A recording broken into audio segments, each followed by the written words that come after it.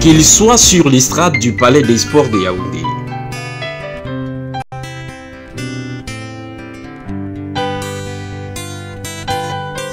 au Temple des Nations Van Tropicana, à Libreville,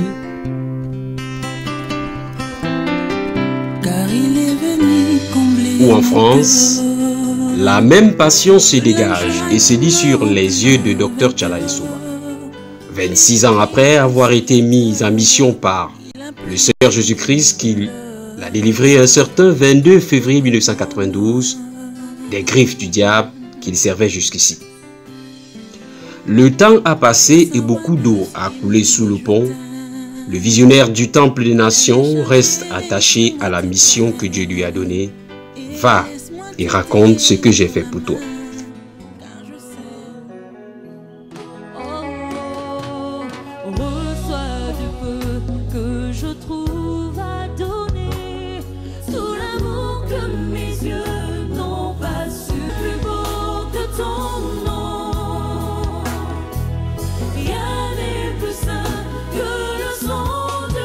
C'est dans les profondeurs de la région du centre qu'il faut aller chercher les racines de ce digne fils de la localité de Nkolon 2, rebaptisé Nkolfié, traduisez montagne de lumière, située dans le département de la Mefou à Kono, à quelques 70 km de la cité capitale Yaoundé. Ici, le souvenir que tout le monde garde du jeune Tchala Essouba d'alors est sans commune mesure. Très vite séparé de ses parents décédés de façon mystique, la vie n'a toujours pas été facile pour ce dernier. Dans un environnement austère où la sorcellerie était au cœur du quotidien, le jeune Tchala Essouba va tout de suite être rattrapé par la même gangrène, rongé qu'il était par le désir de venger la mort de ses parents. S'ensuit un enlisement qui va aboutir à sa cooptation dans le satanisme. Dans son entourage, peu ou personne ne se doute d'une quelconque métamorphose spirituelle du jeune Martin. Oui, pour commencer, il est d'abord né très calme. C'est un homme très calme, qui est né très calme. Je ne pense pas qu'il a eu affaire à bagarrer même avec qui que ce soit au village. Même avoir des discussions avec qui que ce soit au village. Un homme très doux, un homme très simple, un homme très serviable. Personne n'a su que le docteur Tchala est entré dans les choses compliquées. À cette époque, on l'appelait encore Tchala Martin. Alors, personne n'a su. Il a fait ces choses. Pendant qu'on était ensemble avec lui, tout le temps qu'on était ensemble avec lui, il était la même personne. La même personne, un homme très calme, un homme très doux, très serviable, comme je l'ai dit d'avance. C'est lui seul qui savait ce qu'il faisait. Personne d'autre ne l'a su. Edea, ville charnière du Cameroun au crépuscule des années 80-90, sera l'épicentre des activités mystico-sataniques de celui qu'on appelle encore à cette époque Martin. Au départ, c'est un monsieur qui a travaillé, qui est né avec une étoile. À l'âge de 18 ans, il a travaillé au port du Cameroun. Il avait beaucoup d'argent. Il venait au village avec des voitures. Il était bien. Mais un temps, ça a commencé à chambouler jusqu'à ce qu'il a disparu.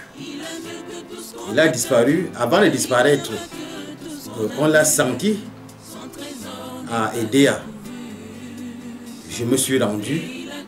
Je l'ai trouvé à Edea, derrière l'hôtel La Ration, qui a été détruit il y a de cela quelques années. Donc, je l'ai trouvé là-bas avec une jeune femme.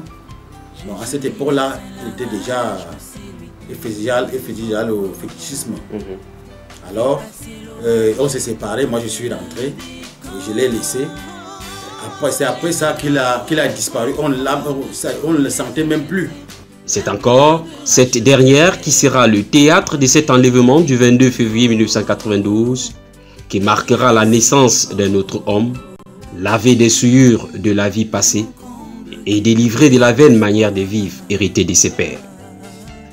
Au pied d'un arbre, arraché par son propriétaire, celui qui le connaissait avant qu'il ne soit formé dans le ventre de sa mère, celui qui l'avait consacré et établi avant qu'il ne sorte du sein de cette dernière, et pour qui désormais il avait reçu cette instruction: va et raconte ce que j'ai fait pour toi. Si personne ne se doutait de son sombre passage dans les ténèbres dans sa famille, il en sera de même lorsqu'il passera de l'autre bord. C'est un cousin qui va venir nous dire au village, un neveu d'ailleurs, qui va venir nous dire que voilà, l'homme qui a disparu, je l'ai senti quelque part, il est devenu un homme de Dieu. Nous sommes en quelle année là, monsieur Jesse? Là, nous sommes en 1993. 1993. Alors, il va nous raconter comment il baptise les gens dans les fleuves. Tout ça, ce n'était pas notre problème parce que nous, d'abord, nous sommes nés catholiques et nous savons que si jamais on parle d'un homme de Dieu, c'est celui-là qui est allé au séminaire et il sort prêtre. Alors, qu'est-ce qui va se passer? Pourquoi tout de suite il est homme de Dieu? Ça a dépassé notre entendement. Bon, on est resté calme.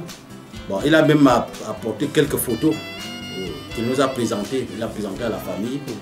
Étant donné que lui-même était également dans les doutes de ce qu'il faisait. Alors, un temps après, quelques 11 années après, qu'il réapparaît, étant déjà un homme de Dieu complet. Pour autant, le jeune homme sait désormais de qui tenir et ne manque pas de commencer la mission à lui confier par Jésus-Christ. Et ce, après avoir reçu l'ordre au Cameroun, puis en Afrique de l'Ouest, dans les deux Congos, au Gabon, au Bénin et au Togo. Beaucoup de Togolais ont accueilli à deux bras la parole de l'évangile du Dr Tchèlè Somba. Même ceux qui ne sont pas venus, ceux qui sont soi-disant qui ne veulent pas, qui sont contre, ils savent que le Dr Tchèlè Somba dit la vérité. Et il y a eu de l'influence. Le Dr Tchèlè Somba a rempli des églises au Togo. Il a rempli le stade de Lomé. Il a rempli l'esplanade du palais des congrès à Lomé. Et on a fait aussi à Palimé. Le grand stade de Palimé était rempli par le Dr Tchèlè Somba, un grand séminaire. Et le séminaire était tous les jours pendant plusieurs mois. Beaucoup de secteurs de Dieu togolais sont venus se joindre au Dr Tchèlè Somba, mais d'autres aussi ne sont pas joints.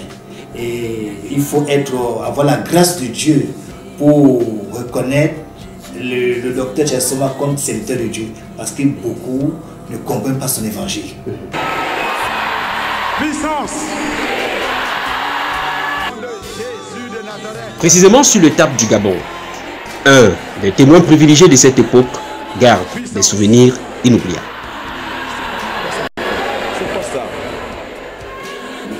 Mais au Gabon, c'était fantastique. Les souvenirs, il y en a tellement.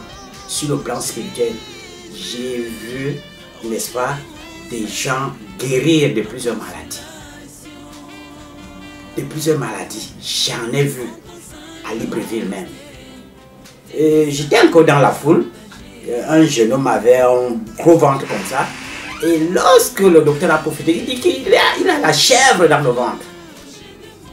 Et il a délivré parce que le lendemain, je crois que le jour plus tard, le bon monsieur est venu témoigner qu'il a vu une main toute blanche cette nuit-là qui était venue l'opérer et enlever la chèvre. Le bonhomme est revenu dandinant comme une étisse, étant déjà en santé, un ventre plat comme le vôtre, comme ça, Albert, je vous dis.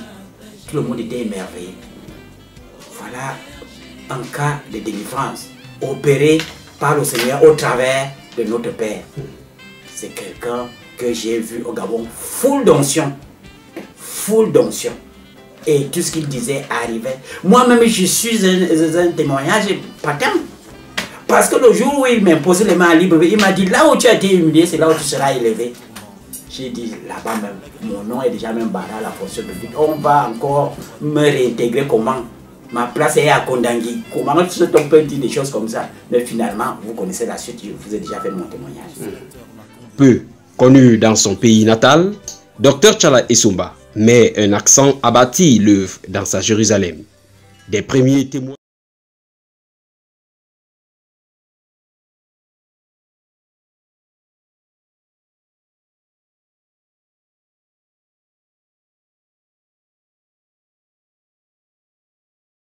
de cette étape, parmi les serviteurs de Dieu, reste aujourd'hui un fidèle, toujours à ses côtés. Je suis de ceux qui le soutiennent. Je suis de ceux qui soutiennent la parole de Dieu. Quand bien même il y a des vents, quand il y a des marées, quand il y a des hauteurs, quand il y a des grandeurs, des largeurs, je suis dans le paix. S'il s'agit d'être piétiné, s'il s'agit de mourir, s'il s'agit de flageller, comme Saint Paul a été flagellé, 40 coups moins 1, j'en subis. Même si c'est émotionnellement, même si c'est psychologiquement. Pendant 13 années, ce n'est pas un gâteau bon qui est arrosé de champagne, mais c'est un gâteau amer. Mais on subit, on supporte et on avance. L'essentiel, c'est d'aller avec l'homme de Dieu qui est la représentation pour nous qui sommes ses fils du Dieu vivant auprès de nous. Parce que c'est lui qui est l'ange de l'église, c'est lui qui peut, qui a le devoir de plaider pour nous devant Dieu. Les foules n'en finissent pas de prendre d'assaut les différents lieux où l'homme de Dieu décline son message et exerce avec autorité au nom de Jésus-Christ l'onction. Plusieurs se souviennent. Je suis comme émerveillé par tout cet engouement populaire parce qu'il y avait un monde de fous à la Fondation Bandoum. Il y avait des gens à l'intérieur, il y avait des gens à l'extérieur. Alors je me dirige à l'intérieur de la salle, essayant de me frayer un chemin pour m'asseoir, prendre place. Et curieusement, encore ce jour-là, je trouve que le docteur est en train de parler et de s'adresser à moi. Vous qui arrivez ce jour pour la première fois à ce séminaire, vous qui avez un mal de pied. Et effectivement, j'avais un mal de pied. Je me retourne, je regarde à gauche et à droite, je me dis, mais est-ce qu'il n'y a pas quelqu'un dans la salle qui m'a peut-être devancé, qui a donné toutes ces informations au docteur? Mais il n'en était rien. C'est comme ça que je m'installe. Et aujourd'hui, je suis devant un raconte, je ne l'ai plus jamais quitté. Le temps qu'on a passé au foyer Bandoum, tous les jours, jusqu'à 23h, 1h du matin, personne ne se fatiguait. La prédication était, ça dépassait même du sucre, parce que chacun rentrait, c'est-à-dire rempli, joyeux, vraiment satisfait. Dans ces foules se distinguent des hommes et des femmes qui s'identifient à l'évangile que prêche Dr Tchala Essomba. Un évangile qui met aussi un accent sur la nouvelle naissance. La nouvelle naissance, c'est quoi? C'est l'unique processus par lequel tout être humain se doit, n'est-ce pas, de se séparer, de se détacher du péché originel de ses affres par le moyen de la repentance afin de devenir un enfant de Dieu. C'est ça la nouvelle naissance. Quand je résume l'enseignement que j'ai reçu de mon Père spirituel. Alors, cette spécificité, elle réside au niveau du péché originel. Que nulle part ailleurs, je voudrais être franc. J'ai grandi dans l'église de Réveil jusqu'au moment où je suis engendré véritablement, quand je parle d'engendré, véritablement par l'homme de Dieu. Et je reçois cette révélation de lui, du péché originel. C'est ça la spécificité. Le péché originel qui nous vient depuis le jardin d'Éden, d'Adam et Ève. Alors, nous avons l'habitude de dire que la parole de Dieu le stipule. Pour qu'un péché soit pardonné, il faut qu'il soit confessé. Donc, la repentance. Or, nous avons dans nos gènes le péché originel que nulle part personne n'a confessé. Et ce que nous faisons souvent à l'époque quand on allait dans les eaux de baptême, on disait confessez vos péchés. Alors, on ne se souvenait même pas de tous les péchés qu'on a commis. Mais on nous envoyait quand même dans les eaux de baptême, même par immersion.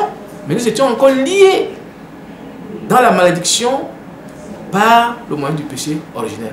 Alors le docteur qui vient avec cette révélation, le péché originel qui plonge l'homme n'est-ce pas, dans toute autre sorte de péché, à savoir la vaine manière de vivre que nous avons hérité de nos parents, selon que 1 Pierre 1,18, je crois bien, le dit. Et maintenant, ça c'est au deuxième niveau. Et au troisième niveau, il y a les péchés, les antécédents que nous commettons nous-mêmes du fait, n'est-ce pas, du péché, la vaine manière de vivre de nos parents, qui elle-même est issue ou alors émane du péché originel. C'est comme pour dire quoi? C'est comme vous dire, s'il n'y avait jamais eu de péché originel, il n'y aurait jamais eu de vaine manière de vivre de nos parents, il n'y aurait jamais eu d'autres péchés antécédents, n'est-ce pas, des uns et des autres. Voilà là où se trouve la spécificité de la nouvelle naissance. Et il faut dire que si vous n'êtes pas séparé du péché originel, délivré des malédictions originelles, il n'est pas possible que vous puissiez dire avec assurance que vous êtes né de nouveau véritablement. Ce serait comme quelqu'un qui a reçu un bain d'eau pour avoir justement déclaré, n'est-ce pas, ce qu'il a fait hier ou avant-hier ou l'année passée, et puis il est entré dans l'eau, ne sachant pas que à son pied est attachée la chaîne du péché originel dont il est encore pécheur. C'est là la spécificité, c'est là la problématique, j'allais dire le déclic. Et c'est par là que la nouvelle naissance s'opère véritablement. Le reste suit avec l'enseignement de par, n'est-ce pas, le jardin d'Éden et son péché originel. La particularité du message que Dieu a donné à son serviteur trouble. Et 26 ans après, l'incompréhension est toujours la même. Alors ce message est contesté parce que il sort beaucoup de personnes de la prise de Satan. Or, Satan aimerait que les gens continuent à adorer comme à la montagne, comme à la synagogue, selon les rituels de tous les dimanches, selon, n'est-ce pas, les dogmes établis par les hommes. Or, l'auteur ne vient pas avec les dogmes. Je vais vous révéler quelque chose. Mon père spirituel, je ne l'ai jamais vu en col blanc. Voyez un peu, qui ne justifie pas en réalité que vous êtes ou vous n'êtes pas un serviteur de Dieu.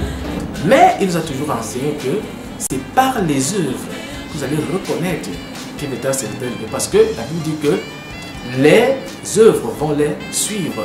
Il y a des signes et des prodiges qui vont suivre ceux-là, qui vont accompagner ceux qui auront cru au Seigneur Jésus-Christ, pas à des dogmes, pas à une église. Et voilà donc que lorsque le docteur va faire son entrée au Cameroun, et qu'il commence à dévoiler les œuvres de Satan, vous savez très bien qu'en Afrique, et particulièrement au Cameroun, beaucoup de personnes sont reposées sur des œuvres de Satan, des pratiques sataniques, des pratiques, n'est-ce pas, du monde des ténèbres, à savoir qu'on peut vendre des âmes à Satan dans telle ou telle famille pour être riche, on peut pratiquer ça et là pour avoir un positionnement dans le gouvernement ou en politique.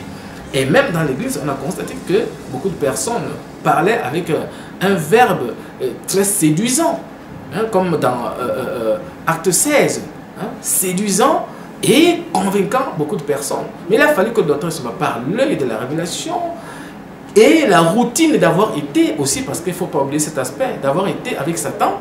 Et maintenant, la révélation du Seigneur, il a la vue claire, il peut dévoiler un certain nombre de choses. Il y a donc des délivrances qui commencent à s'opérer. Je me rappelle en 2005, à partir du mois de mai, lorsque à partir de la plénitude au Carrefour Olympique, il commence à prêcher.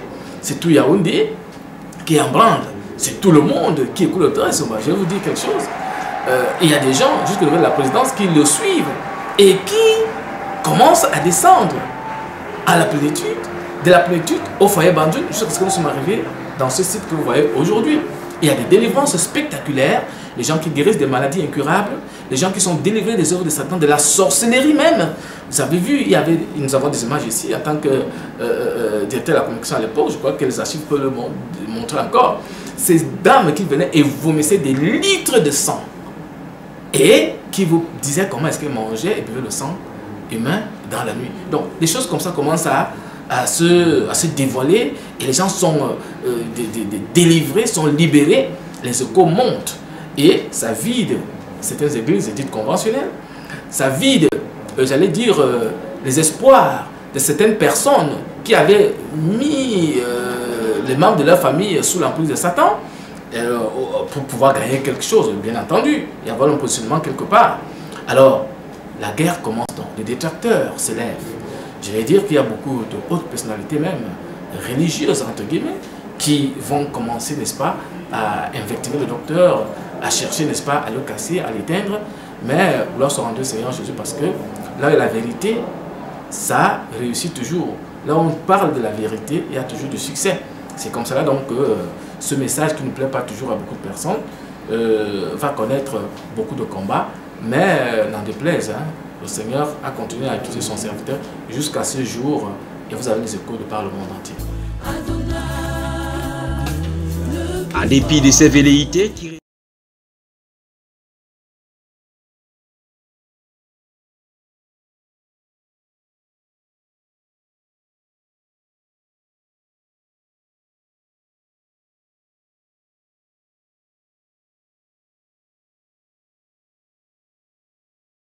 élève de la distraction, comme il aime le dire lui-même, Dr Tchala Essomba poursuit sa mission. Une mission à laquelle plusieurs serviteurs de Dieu venus des coins du monde ne manquent pas de saluer.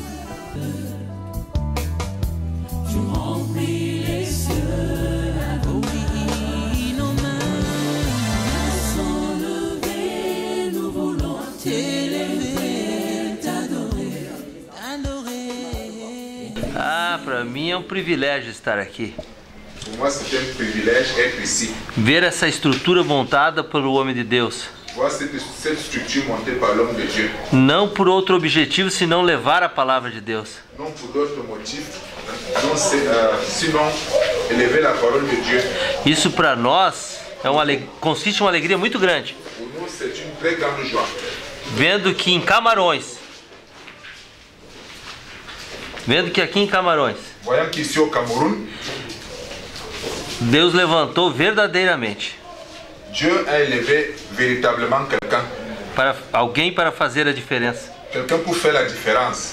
Eu vi nas pregações do doutor Écoutant la prédication du docteur, algo de aspecto incomum para nós. quelque chose qui n'est pas en commun pour tous nos autres. Se importando muito tanto com o lado espiritual, Se préoccupant beaucoup avec le côté spirituel, quanto com a situação social do povo. et aussi se préoccupant avec la situation sociale du peuple. Que bom que se todos aqueles que pregam o evangelho Ça c'est très bon si tout le monde qui prêchait l'évangile fizesse dessa forma. faisait de cette façon. Por isso que para mim é um privilégio estar aqui junto com o Dr. Tchala. C'est pour cela que c'est un privilège pour moi d'être ici avec le docteur. 26 ans après, le sceau de son apostolat est visible et remarquable au travers de plus d'une œuvre. Un temple à Yaoundé qui recueille plus de 10 000 âmes et où se déroule de lundi à vendredi et tous les dimanches d'importants cultes. Une représentation à Douala, à Libreville, à Lomé, à Cotonou, à Paris et Lyon. 26 ans de mission, c'est également la bataille sur l'évangélisation au quotidien. À travers les réseaux sociaux, une page Facebook, une chaîne YouTube et surtout une radio, Fréquence Vie 91.10 FM, qui arrose toute la cité capitale du Cameroun, Yaoundé et ses environs. Une mission derrière laquelle se déploient des hommes et des femmes placés sous la direction d'un directeur général, convaincus de la pertinence de cet évangile. Et surtout, de l'emphase que Dr Tchala Essomba met dans l'exploitation de l'évangile à travers les médias. Il faut être honnête pour reconnaître que l'homme de Dieu camerounais, Dr Tchala Essomba, a révolutionné l'annonce de l'évangile dans les médias. Je rends un témoignage d'une génération.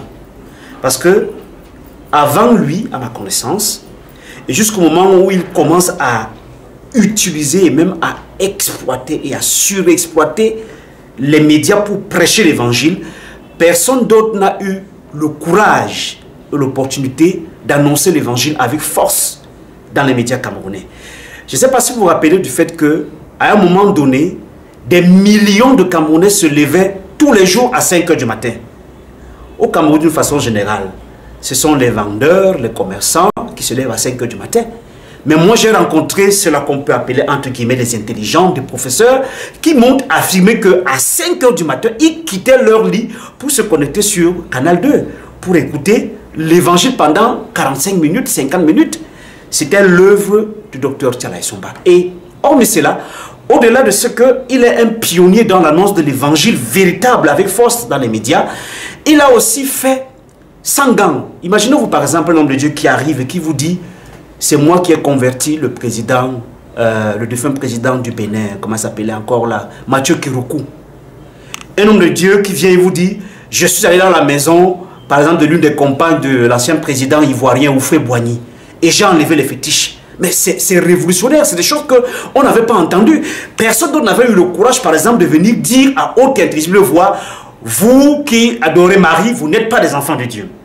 Ça, c'est un mérite qu'on doit normalement et qui, peut-être qu'on ne sert pas Dieu pour recevoir les auréoles du monde, mais il est important, quand on rend ce genre de témoignage, de fixer vraiment les auditeurs et surtout les téléspectateurs, autant pour moi, sur ce qu'un homme de Dieu a pu faire.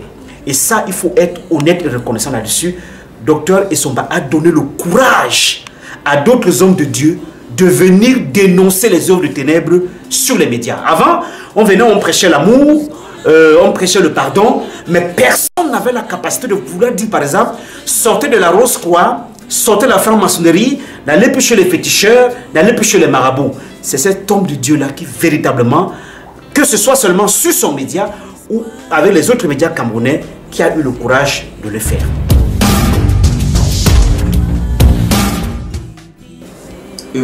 C'est même l'évangile de l'heure. C'est l'évangile qu'il faut, malgré la résistance. Vous savez, je vois en l'évangile du docteur Essomba, l'évangile que cet évangile ressemble à l'évangile que les pierres ont commencé à prêcher après le départ de Jésus-Christ. Quand Jésus-Christ les a quittés, quelque temps après qu'ils aient reçu la puissance du Saint-Esprit, parce qu'ils ne pouvaient pas prêcher cet évangile sans puissance du Saint-Esprit. Quand le Saint-Esprit est descendu, la manière qu'ils ont commencé à prêcher et les signes les accompagnaient. Vous savez que cet évangile avait rencontré une résistance de feu. Donc, c'est le même évangile qui revient aujourd'hui et qui rencontre la résistance. Mais les signes, ce qui est bien, c'est que les signes accompagnent cet évangile. Regardez-moi aujourd'hui, quand je rencontre le docteur Essomba en 2005, je le rencontre avec un pantalon troué. Pourtant, j'étais dans le réveil, le soi-disant réveil. Et c'est lui qui, pendant une prédication, nous dit, à partir d'aujourd'hui, là, je vous envoie à votre racine, c'est-à-dire chacun dans son village. Allez dans votre village et allez prier et dites, je viens sanctifier ma racine. Vous prononcez des paroles de sanctification de votre racine et vous revenez. Aucun pasteur m'avait donné cette mission. Et le jour que, avant que je ne parte, et avant que je n'ai encore le docteur Essomba, j'avais peur des sorciers de ma famille. Je veux dire, la famille de mon grand-père. C'est une famille truffée de sorciers, de sorciers, de sorcellerie. Alors, donc, je ne pouvais pas aller là-bas comme ça et tenir ce genre de choses. Je partais souvent étant accompagné par les marabouts et les féticheurs. Mais ce jour-là, après la prière, je suis descendu dans mon village. J'ai vu comment ce sont les sorciers qui ont commencé à prendre la poudre d'escampette devant moi. Et j'ai confirmé que ce monsieur n'était pas n'importe qui. Après cette époque-là, après ces choses, les signes ont commencé à m'accompagner. Des malades guéris, des stériles qui renouent avec l'enfantement, des chômeurs de nouveau employés ou carrément à leur propre compte, mais surtout des millions d'hommes et de femmes de par le monde réconciliés avec Dieu au travers de l'évangile du docteur Tchala Essomba. C'est cela la belle revanche de Dieu et qui est la preuve de ce que Dr Tchala Essomba est une marque de sa fabrique. En cette 26e année de service auprès du Seigneur, le meilleur reste à venir.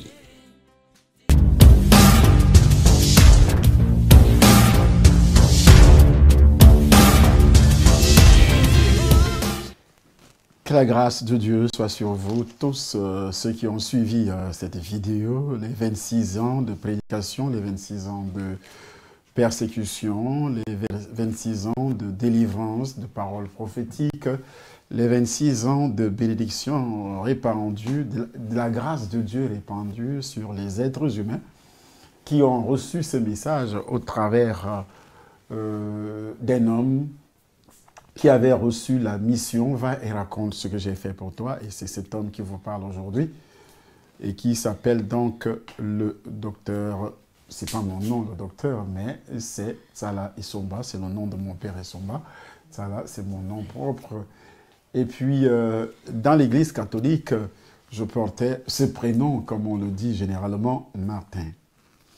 C'est l'église qui avait donné ce nom, mais ce prénom, mais ça ne se retrouve jamais, pas du tout, sur les pièces officielles, que ce soit l'acte de naissance, que ce soit les pièces d'identité, parce que la première pièce, c'était d'abord l'acte de naissance, avant la pièce d'identité. Alors, après avoir suivi le côté spirituel, ce qui a été fait, ce qui a été dit du côté spirituel, voici le côté matériel, parce que la foi sans les œuvres, comme le dit le livre de Jacques, chapitre 2, à partir du verset 14, que nous allons d'ailleurs lire avant de commencer. Jacques, chapitre 2. Jacques, c'est juste après la lettre de Paul aux Hébreux. Hébreux, après Hébreux, vous avez donc Jacques, et au chapitre 2, à partir du verset 14, Jacques dit ceci: « Mes frères, que sert-il à quelqu'un de dire qu'il a la foi s'il n'a pas les œuvres? La foi peut-elle le sauver?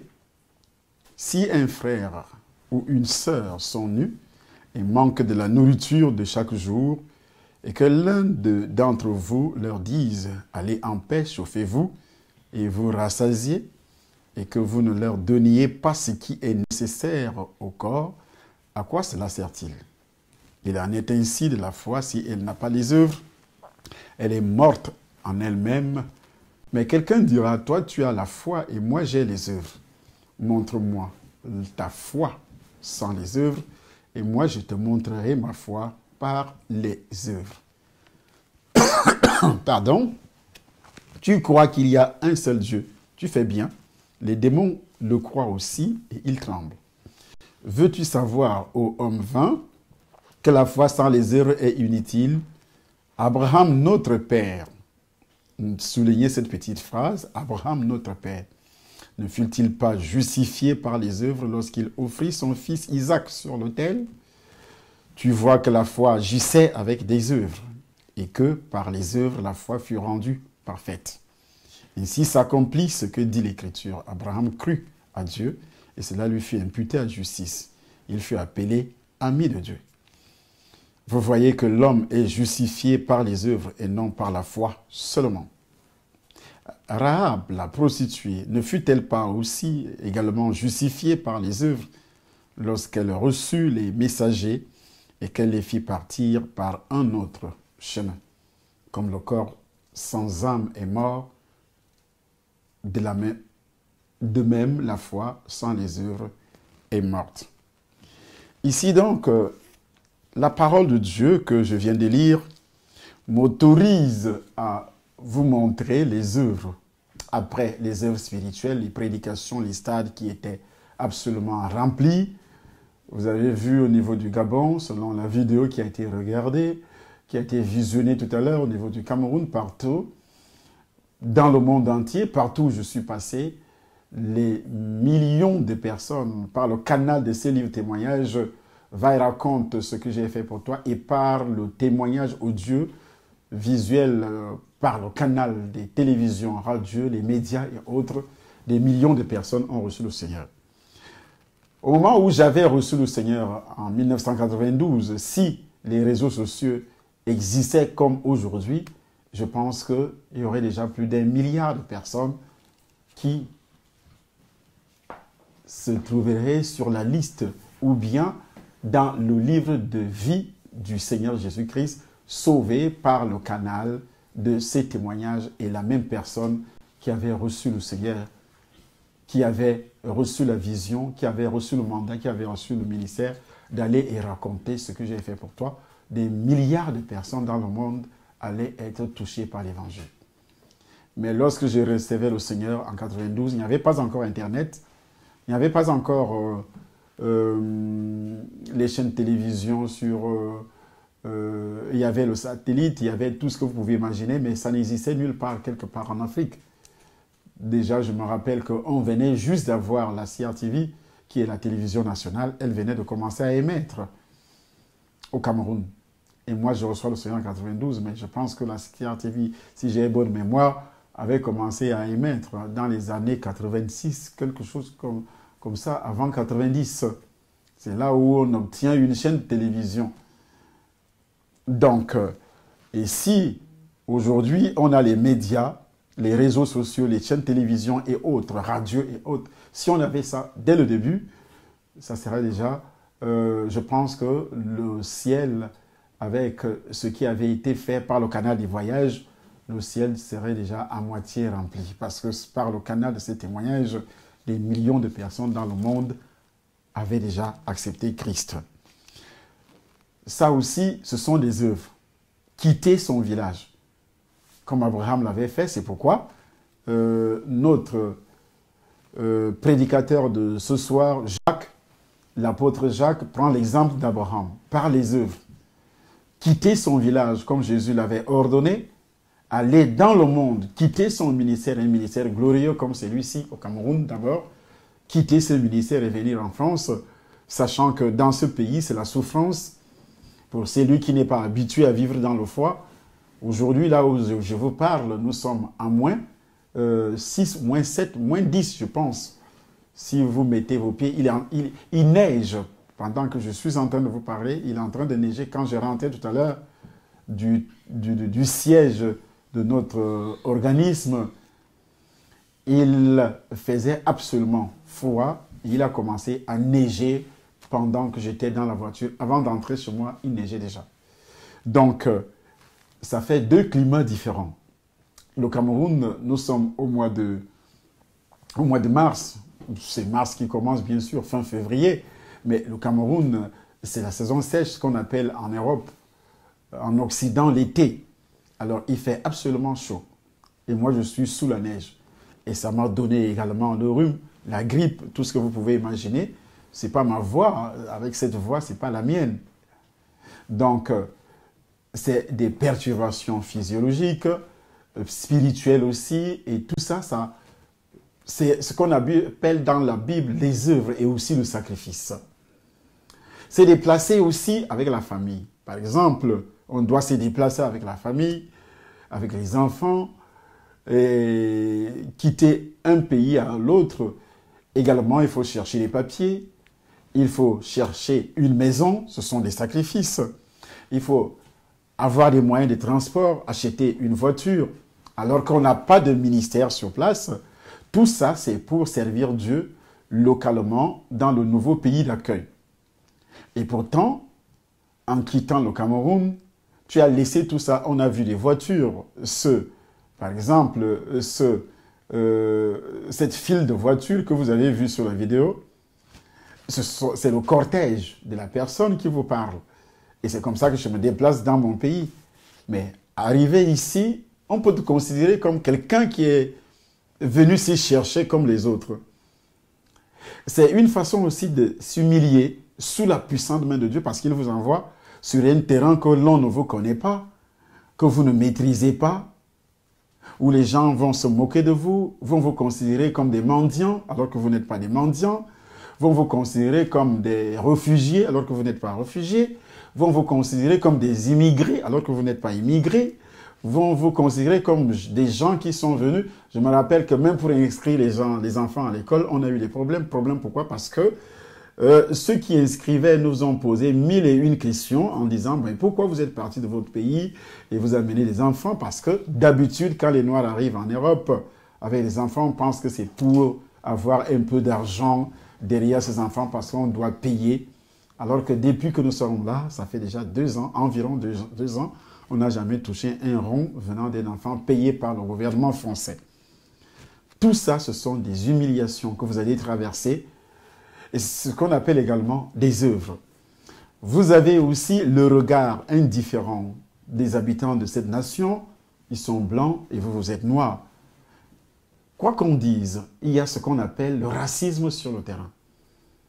On se pose toujours des questions. Pourquoi il vient chez nous? Vous arrivez à l'hôpital, c'est le même regard.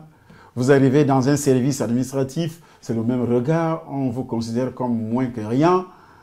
Vous arrivez, je me rappelle qu'après avoir acheté cette voiture qui a été présentée, la fois dernière, cette BMW X6, cette voiture avait passé 2 mois dans un commissariat. Pourquoi? Parce que c'est un noir qui la conduisait. Il fallait que l'on vérifie si cette voiture n'avait pas été une voiture volée. Mais si c'est un Français qui était à l'intérieur de ce véhicule, on n'allait pas agir ainsi. Gloire soit rendue au Seigneur Jésus-Christ, puisqu'ils ne sont pas tous pareils. Le procureur qui avait trouvé ça injuste et qui m'avait écrit en demandant d'aller chercher mon véhicule là où il était garé. Mais lorsque je suis arrivé au commissariat qui avait gardé le véhicule, je n'avais plus retrouvé le véhicule. Le véhicule était où? En fourrière. 2 semaines. Avait déjà fait 2 semaines en fourrière et j'ai payé près de 800 € pour libérer cette voiture. Tout ceci pourquoi? Parce qu'on a des appréhensions, on a toujours un regard méfiant sur tout ce que vous faites. Parce que ceux qui se sont installés ici au départ ont peut-être posé des actes. Ou bien tu es victime, comme on le dit, lorsqu'une dent est pourrie, c'est toutes les dents de la bouche qui sont considérées comme des dents pourries. Et c'est comme ça, quand vous arrivez dans ce pays, que ce soit la France, que ce soit la Belgique, que ce soit la Suisse, c'est le même regard. Alors que vous êtes bien chez vous, il ne vous manque absolument de rien, et vous arrivez sur un terrain comme celui-ci, on vous considère comme un va-nu-pied. Tout ça, on accepte à cause de Christ. Et quand vous prêchez l'évangile, on vous considère aussi comme des pasteurs réfugiés. On vous demande pourquoi vous ne pouvez pas prêcher chez vous. Et quand je montre par exemple des vidéos, je dis voici ce que j'ai fait chez moi. Ils sont étonnés. Ils sont étonnés que vous avez ça chez vous. Je dis oui. Donc si je suis sur le terrain chez vous en France, je suis missionnaire pour vous annoncer l'évangile. Je ne suis pas un pasteur réfugié, quelqu'un qui est parti du Cameroun, de l'Afrique, parce qu'il avait faim, parce qu'il y avait la guerre, parce qu'il était pauvre, il est venu se chercher. Il vous prêche l'évangile du ventre. Et c'est comme ça que je réponds à tous ceux qui me demandent la raison. C'est pourquoi je suis ici en France. Vous voyez, il y a beaucoup de choses que vous devez, beaucoup d'obstacles à remonter, à essayer de traverser. Avec l'aide de Dieu, on parvient toujours à le faire. C'est ce qu'on appelle les œuvres aussi. Alors, voici ce qui a été fait déjà en France. Je demande à notre technicien de démarrer cette vidéo. Ce qui avait déjà été fait en France lorsque nous sommes arrivés. Donc, vous n'allez pas entendre la voix puisque beaucoup ont déjà regardé cette vidéo. Et nous revenons là-dessus avec un enseignement, avec un témoignage, des témoignages. Pourquoi? Parce que les gens pensent d'habitude que lorsque, comme je viens de le dire, lorsqu'il y a un noir sur le terrain, il est venu prendre pour partir en Afrique. Parfois c'est vrai. Les noirs eux-mêmes le disent tout le temps. Si nous sommes ici, c'est pour prendre. Mais nous, moi et ma famille, si je dis nous, c'est moi et ma famille. Et dans une famille, il y a le père, il y a la mère, il y a les enfants. Moi particulièrement, étant chef de cette famille, nous ne sommes pas arrivés ici pour prendre et partir. Nous sommes arrivés ici pour un but, installer cette œuvre qui a 2 volets. Le premier volet, c'est la foi, côté spirituel. Deuxième volet, ce sont les œuvres. Et c'est ce que nous enseignons aussi à tous les enfants spirituels qui reçoivent notre évangile. Parce que chacun a sa façon d'annoncer l'évangile. Nous annonçons l'évangile qui sauve en passant par la nouvelle naissance, la nouvelle alliance bien sûr, parce qu'on ne parlait pas de la nouvelle naissance dans l'ancienne alliance. Dans la nouvelle alliance, on parle de la nouvelle naissance. Mais après la nouvelle naissance, on doit vous enseigner également, comme Jacques le fait, comme Paul l'avait fait, comme Pierre l'avait fait. On doit vous enseigner ce qu'on appelle les œuvres. On n'enseigne pas seulement sans le prouver, sans le démontrer. On doit le démontrer par les actes. Et c'est pourquoi vous allez voir ce que nous avions déjà réalisé sur le terrain en France. Réalisé avec nos propres moyens. On n'a pas attendu que une église soit créée et que nous puissions demander de l'argent, comme on le dit généralement, aux brebis pour pouvoir créer une église, ou bien louer une salle, ou bien payer ceci ou cela. Non. Nous sommes arrivés avec nos propres moyens. Premièrement, pour se loger. Deuxièmement, pour acheter aussi les moyens de transport, comme des voitures. Depuis 1 an et demi, nous sommes là, on a déjà acheté 4. 4 voitures. On a commencé à acheter sans église. Et toutes ces voitures ont été achetées pas avec l'argent de la France. Parce que ici en France, quand tu achètes une voiture, un pasteur achète une voiture, son église est vide. Comme cela a été dit, là je suis à Casarama, une chaîne de télévision. Et là, je paye, quand je suis arrivé, je paye 3 000 €. Plus 2 000 € pour faire la pub. Là, nous sommes au mois d'août pour pouvoir lancer des campagnes d'évangélisation. Non seulement que je prêche pour prêcher, je paye pour prêcher, je dois aussi faire des annonces. Ces annonces, je dois payer 2 000 €. Ça fait déjà combien? 5 000 €, 2 000 € de prédication, 3 000 € pardon pour la prédication, et aussi 2 000 € en ce qui concerne la pub sur les médias, pour demander aux gens de venir, aux païens de venir. Comme vous le voyez sur ce petit écran, sur vos petits écrans. Alors là, ça a été payé avec mes propres sous. Et là, j'ai aussi en mémoire de créer une chaîne de télévision, de lancer une chaîne de radio. Et nous sommes au mois d'octobre, mois de novembre 2016. En 2016, tout ceci est réalisé dans un endroit approprié. Là, on commence à prêcher, on commence à enseigner, on prêche d'abord la nouvelle naissance, les gens se convertissent, et puis vous enseignez la parole de Dieu à ceux qui viennent et qui ouvrent leur cœur. Parce que si vous n'ouvrez pas votre cœur, on ne peut pas vous enseigner. Alors,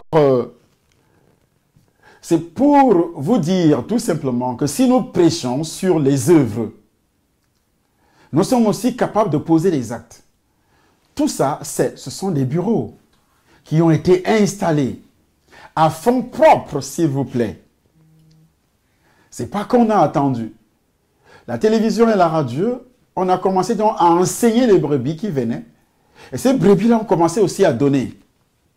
Et la grande partie de ces brebis qui avaient reçu le message, ces brebis ont été également bénis. Ils ont été également bénis. Voici la voiture qui a été vendue, achetée à fonds propres. Pour pouvoir obtenir, pourquoi elle a été vendue? Ce n'est pas parce qu'on en avait des problèmes. C'est pour avoir cette salle qui coûtait extrêmement cher et qui nous coûte cher jusqu'à ce jour. La salle que vous voyez, après avoir donc été chassés comme des chiens à Nières, la première salle qui a été visible sur votre petit écran tout à l'heure, on obtient celle-ci qui est le siège. Ce n'est pas seulement la salle. Quand on parle de la salle, ce n'est pas seulement pour l'église, mais c'est le siège de notre association. Et cette association, c'est le village international des médias. Les bureaux, les télévisions, les radios seront installés pour pouvoir annoncer l'évangile dans le monde. Non seulement l'évangile, il y a beaucoup d'émissions qui seront tournées, beaucoup de films, de téléfilms pour sensibiliser, pour parler des Christ, sensibiliser la diaspora et autres. Alors tout ceci, c'est pourquoi? C'est parce que on doit obéir à un appel, aller annoncer la bonne nouvelle à toute la création. Mais de nos jours, au moment où les nouvelles technologies gagnent le monde, les médias gagnent le monde, on ne peut plus aller aux États-Unis pour aller annoncer l'évangile. Mais on peut annoncer l'évangile aux États-Unis étant ici en France. On peut annoncer l'évangile en Chine étant ici en France. On peut annoncer l'évangile partout, touchant tout l'univers étant dans la chambre. Pourquoi? Parce qu'avec Internet qui s'appelle la toile, si vous avez les moyens. Parce que dans notre salle, au siège, on a pris l'Internet à haut débit. Qu'est-ce que ça veut dire? La fibre optique. Et la fibre optique, ça coûte cher. Allez vous renseigner. Ce n'est pas la fibre optique que vous prenez peut-être à 50 € par mois. C'est la fibre optique professionnelle. On doit payer 1200 € par mois. Voici le siège de notre association. Et là, la salle est encore dans les travaux. Je dis bien, en plein travaux. Mais nous sommes obligés d'être là-dedans pour faire des réunions.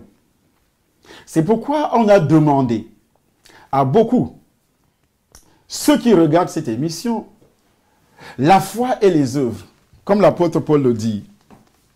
Jacques, par son enseignement, c'est Jacques, qui reprend ceux qui, dans l'Église, prétendaient avoir foi en Christ et en son sacrifice expiatoire, et qui pensaient qu'une telle confession suffisait à leur salut. Ils ne voyaient pas en quoi il était nécessaire pour eux d'avoir une relation personnelle avec Christ et de se soumettre à lui comme à leur Seigneur. Pour Jacques, une telle foi est morte. Que tu ne fais que dire Seigneur, Seigneur, je vis dans la sanctification, je vis ceci, je ne pêche pas. Oui, tu vis dans la sanctification, c'est normal. Quand on reçoit le Seigneur, on doit vivre dans la sanctification. Mais ça ne s'arrête pas à ce niveau-là.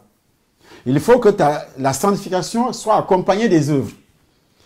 Et c'est pourquoi l'apôtre Jacques précise que si cette foi n'a pas les œuvres, elle est morte.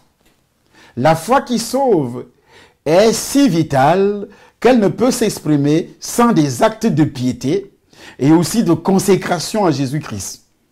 Les œuvres sans la foi sont des œuvres mortes. La foi sans les œuvres est considérée comme une foi morte. Ça veut dire c'est l'enfer, même si tu vis dans la sanctification.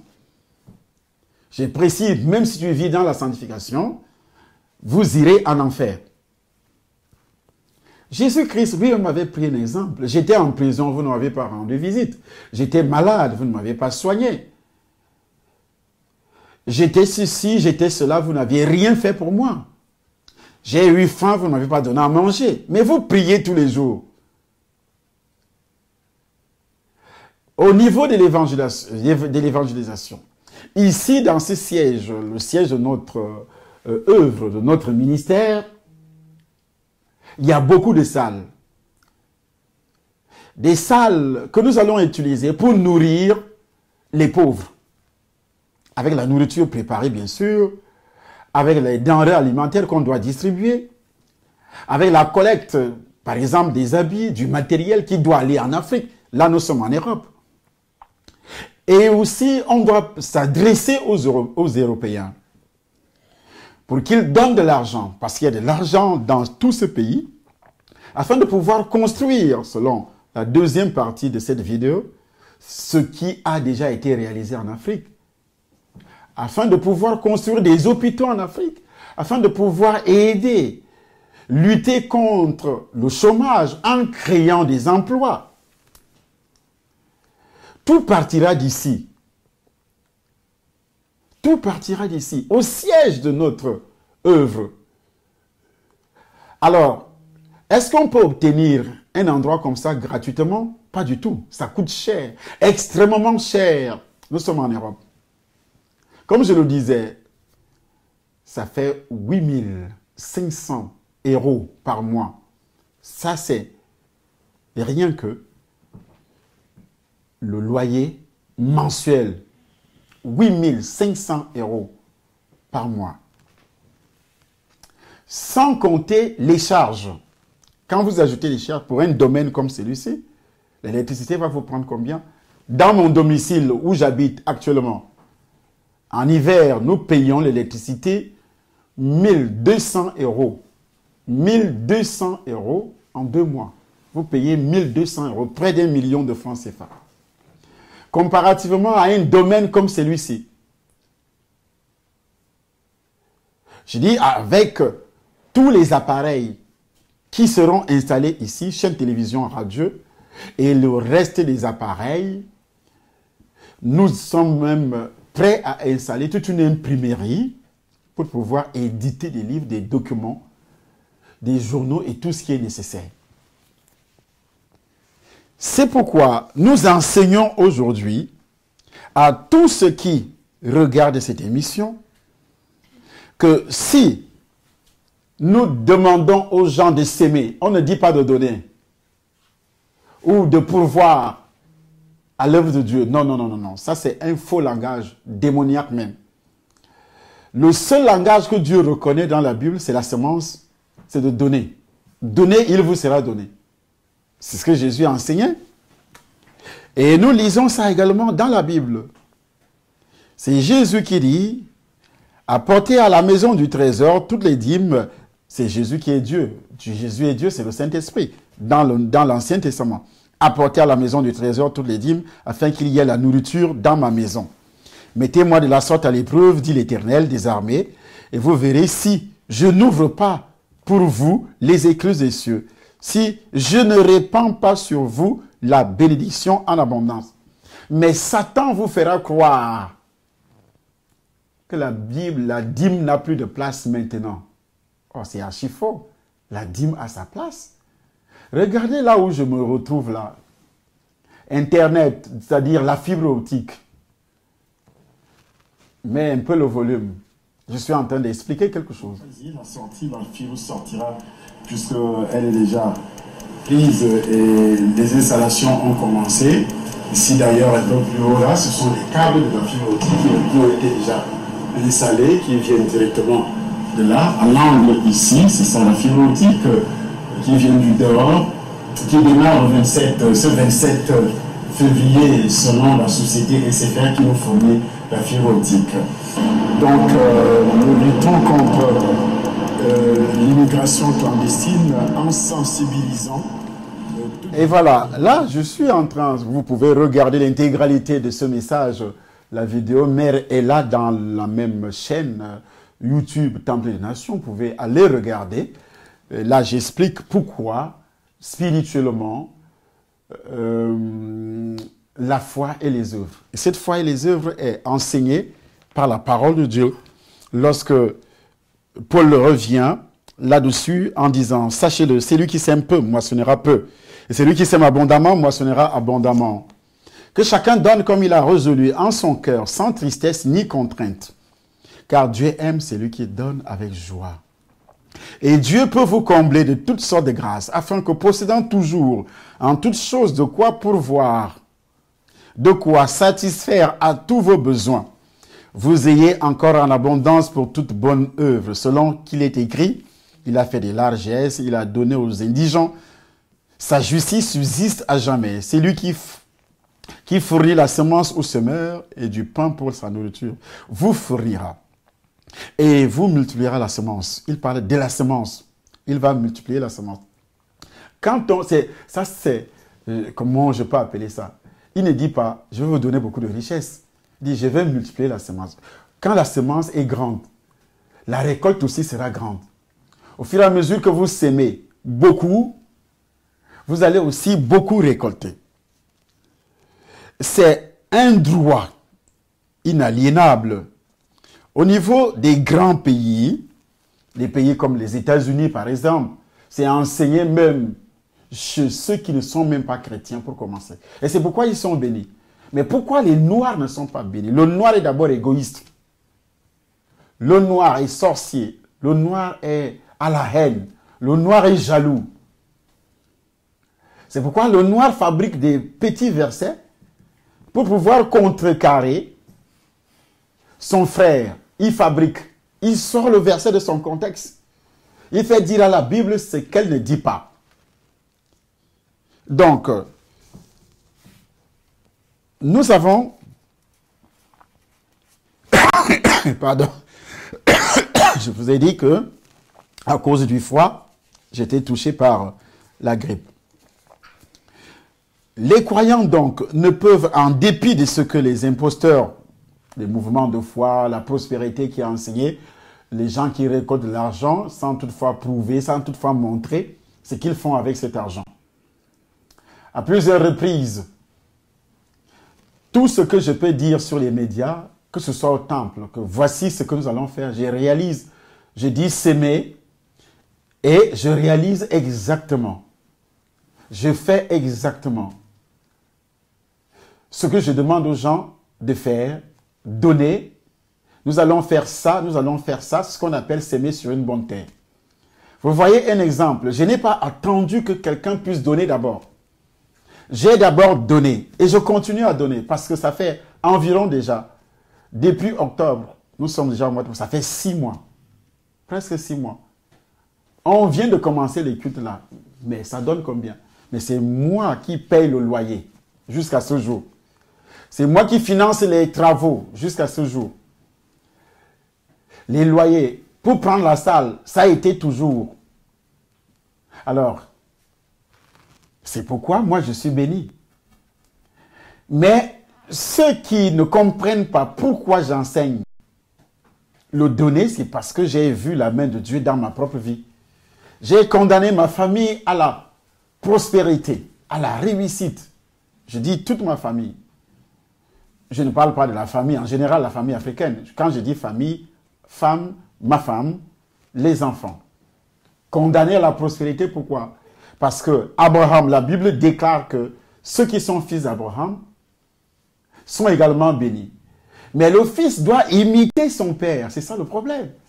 Si je suis père spirituel, je dois enseigner aux enfants. C'est pourquoi Jésus a enseigné le donner.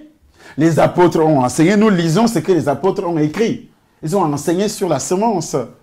Les apôtres ne sont pas venus seulement pour nous annoncer l'évangile. Côté spirituel, oui, vous irez au ciel, vous serez bénis. Non, non, non, non. Ils n'ont pas dit ça. Il dit, l'apôtre Paul va jusqu'à dire, sachez-le, celui qui sème peu, moissonnera peu. Celui qui sème abondamment, moissonnera abondamment. Riche ou pauvre, la Bible les met en garde contre la séduction des richesses. Matthieu chapitre 4, verset 19 le dit déjà. Elle les exhorte ainsi, ne te tourmente pas pour t'enrichir, ni applique pas ton intelligence, veux-tu poursuivre du regard ce qui va disparaître? Nous restons tellement attachés à ce qui va disparaître, attachés à l'argent. Pour qu'un croyant sort de l'argent pour donner, ce qui va disparaître, parce que toi-même tu vas disparaître. Ton argent va disparaître. Tout ce que tu as va disparaître. Par exemple, tu meurs aujourd'hui en regardant la télévision. Tu as laissé l'argent dans les comptes bancaires. Or, quand Dieu parle de la semence, si tu sèmes dans l'évangélisation, un ministère d'évangélisation comme celui-ci, on a montré ce qui a été réalisé dans le monde. Ce n'est pas quelqu'un qui vient, il raconte des bêtises comme les faux serviteurs le font souvent. Il vient mentir. Moi, j'étais dans tel pays, mais il n'a même pas. Parfois, il commence à utiliser les images des autres. Je montre toujours mes images à moi. Il y a des gens qui sont venus prêcher chez moi. Ils ont pris ces images pour aller montrer. Et pourtant, ils ont prêché dans mon ministère. Sans même demander la permission, ils prennent des images dans mon ministère après avoir prêché. Ce n'est pas son ministère, c'est pas... Et il prend des images pour aller montrer dans les chaînes de télévision. Et parfois, il ne dit pas là où... On lui pose même des questions. C'est une église de quel pays? Il ne dit pas. Parfois, il manque que c'est son église. C'est ce qu'on appelle la ruse. Ici, il n'y a pas de trucage. Nous vous montrons des choses telles qu'elles sont, tel que cela a été fait dans mon propre pays et ailleurs. Là, je montre ce que je suis en train de faire en Europe, en demandant aussi à ceux qui veulent s'aimer pour être bénis de le faire. Chaque mois, à s'aimer chaque mois, 25, 50 ou 100 euros, ou 1000 euros, ou 500 euros, ou 300 euros, c'est une bonne chose pour toi. Bonne chose pourquoi? Parce que tu vas récolter. Ceux qui restent donc attachés, selon l'évangile de Matthieu, Jésus a déclaré, « Nul ne peut servir deux maîtres. » Matthieu chapitre 6, verset 24. Tandis que dans Luc, il a fait la mise en garde suivante. « Gardez-vous avec soin de toute avarice. » Luc chapitre 12, verset 15. Je vais demander à maman si elle peut trouver ce verset, Luc chapitre 12, verset 15. L'avarice caractérise donc les incroyants. Un incroyant ne sait pas donner. Un incroyant a mal. Quand il sort de l'argent pour donner, il aime emmagasiner. Et quand tu emmagasines, tu deviens pauvre. C'est pourquoi les croyants aujourd'hui sont pauvres. Luc 12, 15. Oui. Puis il leur dit, gardez-vous avec soin de toute avarice, car la vie d'un homme ne dépend pas de ses biens. La vie d'un homme ne dépend pas de ses biens, oui. Fut-il dans l'abondance. Fut-il dans l'abondance. La vie d'un homme ne dépend pas de ses biens, fut-il dans l'abondance. Il continue, je crois que ça continue quelque part là. Et il raisonnait, et il leur dit cette parabole. Cette parabole. Les terres d'un homme riche avaient beaucoup rapporté, et il raisonnait en lui-même, disant, que ferai-je? Car je n'ai pas de place pour serrer ma récolte. Voici, dit-il, ce que je ferai. J'abattrai mes greniers, j'en bâtirai de plus grands. J'y amasserai toute ma récolte et tous mes biens, et je dirai à mon âme, tu as beaucoup de biens en réserve pour plusieurs années. Repose-toi, mange, bois et réjouis-toi. Mais Dieu lui dit, insensé, cette nuit même, ton âme te sera redemandée. Et ce que tu as préparé, pour qui cela sera-t-il? Il en est ainsi de celui qui amasse des trésors pour lui-même et qui n'est pas riche pour Dieu. Et qui n'est pas riche pour Dieu. Il en a ainsi pour ceux qui amassent des trésors pour eux-mêmes et qui ne sont pas riches pour Dieu. Être riche pour Dieu, c'est ça. C'est-à-dire, tu mets dans les comptes, tu mets dans le compte, tu achètes des maisons, tu achètes ceci, tu achètes cela. Il y a un exemple que je voudrais donner. Hier soir, j'ai regardé la télévision, étant couché. J'étais très fatigué. On a présenté une vedette, un joueur de football brésilien, Neymar, qui est considéré, c'est comme une idole, bien sûr. Et son équipe prépare un grand match. Ils ont joué contre une équipe espagnole, ils ont été battus. Le match retour, c'est dans quelques jours. Et cet homme, Neymar, coûte cher pour ce club. A coûté cher. Il gagne beaucoup d'argent. Et c'est dans les moments comme ça que Neymar devait offrir ses services à ce club. Et c'est à l'approche d'un grand match où Paris Saint-Germain devait absolument se qualifier. Neymar, 2 semaines avant le match, le pied est brisé. Il doit être opéré. Lui-même ne s'attendait pas à ça. Même son équipe ne s'attendait pas à ça. Mais une seule personne le savait. La personne qui donne la vie. Il a des millions d'euros. Mais ces millions d'euros ne peuvent pas remettre le pied pour qu'il joue. Il va regarder le match à la télévision, comme tout le monde. Il ne sera même pas à Paris, il sera où au Brésil. Parce qu'on a annoncé ce soir qu'il doit être opéré où au Brésil. Si, depuis le match aller, on l'avait dit qu'il va regarder le match à la télévision, il n'allait pas croire à ça. Mais il y a une seule personne qui le savait, que lui, il va regarder ce match à la télévision. Aucun journaliste en France ne pouvait l'imaginer. Même pas le président de son club. Même pas lui-même. Mais si il avait été riche pour Dieu, Dieu aussi allait protéger son pied. Dieu aussi allait protéger son pied. Parce que Dieu est le seul protecteur. Et c'est pourquoi je voudrais relire, je voudrais demander à un moment, je crois que C'était le verset 15, si je ne me... C'était le verset combien? Chapitre 12, Luc chapitre 12. À partir du verset 15. Nous commençons au verset 13. Quelqu'un dit à Jésus du milieu de la foule, nous lisons par la bouche de maman. Luc 12, à partir du verset 13, il est écrit: Quelqu'un dit à Jésus du milieu de la foule, « Maître, dis à mon frère de partager avec moi notre héritage. » Jésus lui répondit, « Ô homme, qui m'a établi pour être votre juge ou pour faire vos partages? » Puis il leur dit, « Gardez-vous avec soin de toute avarice, car la vie d'un homme ne dépend pas de ses biens. » Parce qu'on n'a pas compris pourquoi il a d'abord dit ça. Fut-il dans l'abondance? Au départ.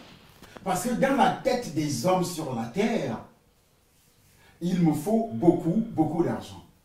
On a entendu aussi récemment la famille du célèbre musicien français Johnny Hallyday, qui est en train de se déchirer à cause de l'héritage. Et ici, nous faisons face à un autre problème d'héritage. Et ceux-ci sont allés consulter celui qui s'appelle Jésus. Il dit à Jésus, dis à mon frère de faire quoi? Que mon frère me donne ma part d'héritage. L'héritage, c'est sur la tête. Mais il a oublié qu'il y a un autre héritage. Dis à mon frère de partager avec moi notre héritage. De partager avec moi notre héritage. Je dois avoir aussi ma part là-dessus. C'est comme ça que les hommes sur la terre raisonnent. Leur pensée s'arrête sur l'héritage terrestre, sur l'argent, sur les comptes bancaires. C'est ça qu'ils appellent richesse. Au lieu de prendre ça, de travailler pour que je sème pour le Seigneur. Tout ce que moi qui vous parle, j'ai pu dépenser depuis que nous sommes arrivés, ça pouvait déjà nous faire combien d'appartements de luxe, moi et ma famille, à mettre en location, acheter en France et mettre en location. Acheter ici en France, depuis que nous sommes arrivés. Commençant par les billets d'avion qui ont été payés pour mes enfants. Ce n'est pas moins de 7 000 € pour 6 enfants. Pour nous deux. Les hôtels d'abord, payer les hôtels avant de louer la maison. On n'a pas de ministère, on n'a pas d'église. C'est notre argent. Il faut commencer à louer des maisons, acheter des voitures sans église, à payer les télévisions pour prêcher. Mais quelqu'un va se lever demain et dire, il ne prêche que sur l'argent, il nous demande de donner l'argent. Et si tu vas dire quoi? Je te montre des preuves. Qui va contredire ce que je suis en train de dire? Pourquoi tu ne partages pas la même vidéo? Pourquoi tu ne parles pas? Pourquoi? Parce que là, je suis en train de montrer là, tout cela où je suis là, payé par moi-même. Je dis bien payé. Ce n'est pas ma maison personnelle, c'est l'œuvre de Dieu. Ce n'est pas seulement pour l'évangile. C'est pour construire aussi les hôpitaux en Afrique. Parce que beaucoup de colis partiront d'ici pour l'Afrique. Beaucoup de matériel d'ordinateur, du matériel médical. Parce qu'on peut te donner le matériel médical ici en Europe, mais si tu n'as pas de magasin pour garder, tu vas faire comment? Tu n'as même pas de moyens de transport. Tu vas faire comment pour amener ça en Afrique? Tu vas faire comment pour amener tout ça en Afrique? On peut te donner même des voitures. Je me rappelle mon premier voyage en Europe en 99. Un pasteur au sud de la France m'avait invité. Son église, cette église avait 1500 personnes, que des blancs. Après avoir prêché pendant une semaine, on m'a donné 9 voitures, plus 2. Quand j'étais parti, ils ont ajouté 2. 9 voitures. Mais comment j'allais faire? À l'époque, je n'avais rien. Comment j'allais faire pour payer le transport de ces véhicules et les amener en Afrique? Ils ont donné, c'est resté là, stationné là devant la cour de l'église. 9 véhicules. On dépose seulement la clé. Ces véhicules n'ont jamais déposé leurs roues au niveau de l'Afrique. Pourquoi? Parce qu'il n'y avait pas de moyens pour les transporter, pour aller payer la douane et autres. Je ne sais même pas comment il a fait avec ça. Comment il a fait avec ces véhicules? C'est resté ici en France, en 99. On accuse les serviteurs. Oui, on doit accuser parce que d'autres abusent également. Mais ceux qui travaillent, et le diable passe par là, ils sont tous les mêmes. Mais ouvrez encore les bouches et parlez. Je vous suis en train de vous... Je vais vous montrer encore d'autres plus que ça. D'autres plus que ça.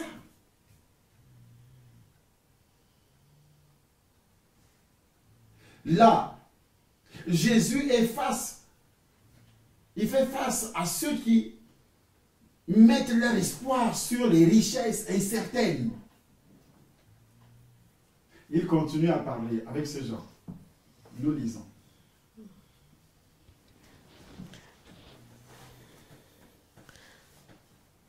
Verset 16.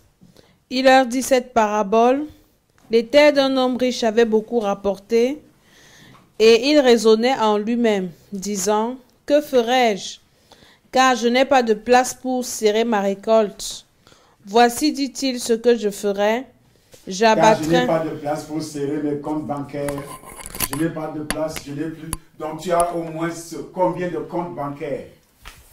Au moins combien de comptes bancaires? Dans les tontines, c'est toi. Dans les tontines, c'est toi. Tu achètes appartement sur appartement. J'ai pris l'exemple seulement de Neymar, ce joueur brésilien. Là, il est couché à l'hôpital, en attendant d'être opéré. Là, c'est le pied. C'est seulement le pied. Est-ce que vous voyez, quand Dieu vous donne la vie, vous rigolez, vous buvez, vous mangez, vous insultez les pasteurs, parce que vous avez encore une petite respiration. Vous vous faites voir sur les réseaux sociaux, vous faites des commentaires bizarres en dessous des vidéos, vous insultez, vous critiquez. Mais ce Dieu peut vous toucher, parce que vous récoltez toujours ce que vous sémez. Voici où vous devez s'aimer. J'ai dit de s'aimer ici, et vous allez récolter. L'homme riche disait, j'abattrai mes greniers. J'abattrai mes greniers. J'en bâtirai de plus grands. J'en bâtirai de plus grands. Et j'y amasserai toute ma récolte et tous mes biens. Et je dirai à mon âme. Et je dirai à mon âme. Mon âme, tu as beaucoup de biens en réserve pour plusieurs années. Tu as beaucoup de biens en réserve pour plusieurs années. Repose-toi. Repose-toi. Mange. Mange. Bois et réjouis-toi. Bois et réjouis-toi. Va dans les bois de nuit. Voyage. Va en vacances. Mais Dieu lui dit. Mais Dieu lui dit. Insensé. Insensé. Cette nuit même. Cette nuit même. Ton âme te sera redemandée. Ton âme te sera redemandée. Et ce que tu as préparé. Et ce que tu as mis dans les comptes. Tout ce que tu as acheté comme maison, comme voiture. Pour qui sera-t-il? Envoie seulement 100 euros, 500 euros. Tu commences à raisonner. Pour une telle œuvre. Là, nous sommes déjà au niveau de l'Afrique. Ce que j'ai réalisé en Afrique avant de quitter pour venir ici. Parce que il y a un blanc qui me disait, je parlais avec d'autres blancs, et ils m'ont demandé, là où il y a la pauvreté en Afrique, pourquoi il n'a pas pu réaliser tout ça ici, c'est ici qu'il vient. Donc voici, allez dire à ces blancs que, voici ce qu'il est en train de réaliser. C'est de l'argent propre. C'est-à-dire l'argent entre mes mains, je pouvais prendre ça pour aller faire, acheter, construire ce que je veux. Construire un immeuble, mettre des appartements, un hôtel. Un hôtel. Mais j'ai investi pour la jeunesse camerounaise. Regardez ce bâtiment. Ce n'est pas un petit bâtiment.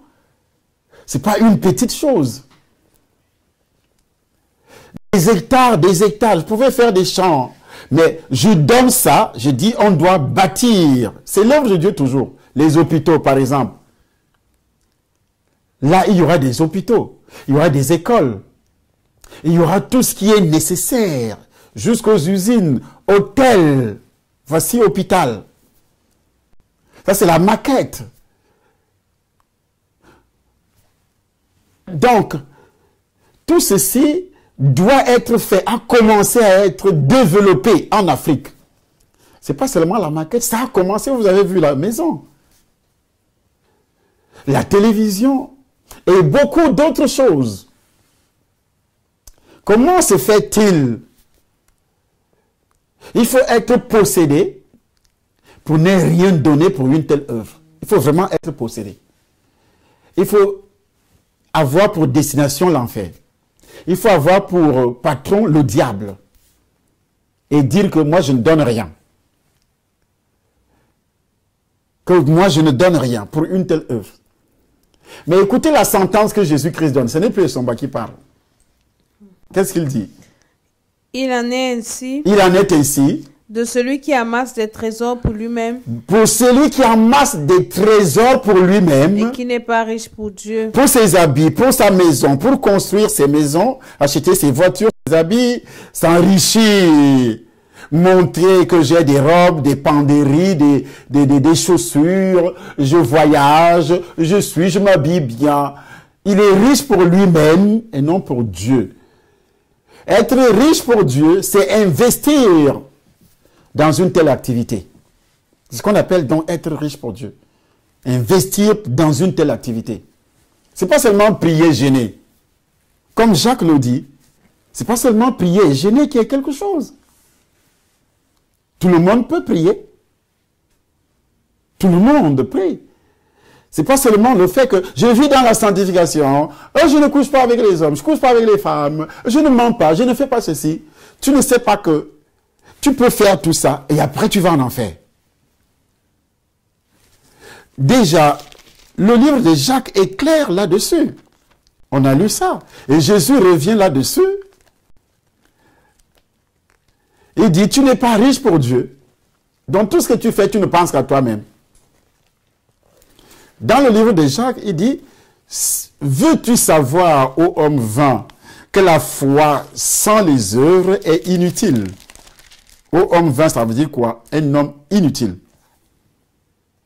Très inutile. La foi sans les œuvres. Veux-tu savoir, ô homme vain, nous sommes au verset 20, Jacques chapitre 2, verset 20, que la foi sans les œuvres est inutile? Abraham, notre père, ne fut-il pas justifié par les œuvres lorsqu'il offrit son fils Isaac sur l'autel? Abraham avait combien de fils? Le fils de la promesse, il était seul.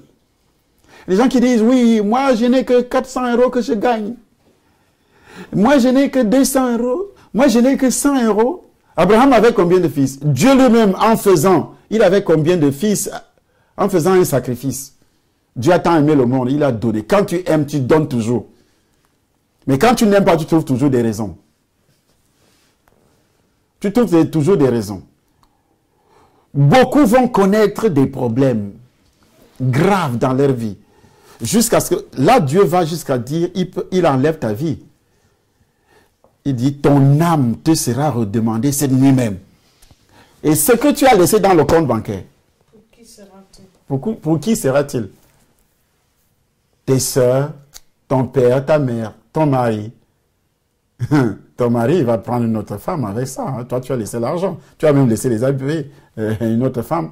Tu as laissé des costumes alignés. Ta femme va prendre ça. Elle va prendre un petit bambin quelque part. Il va commencer à s'habiller avec ça. Couche avec ta femme. Il s'habille avec tes... Tu as laissé des costumes de 3 000 €. Qui va jeter ça? Est-ce qu'on va mettre ça dans la tombe? Il y a même des gens qui prient pour que toi tu meurs.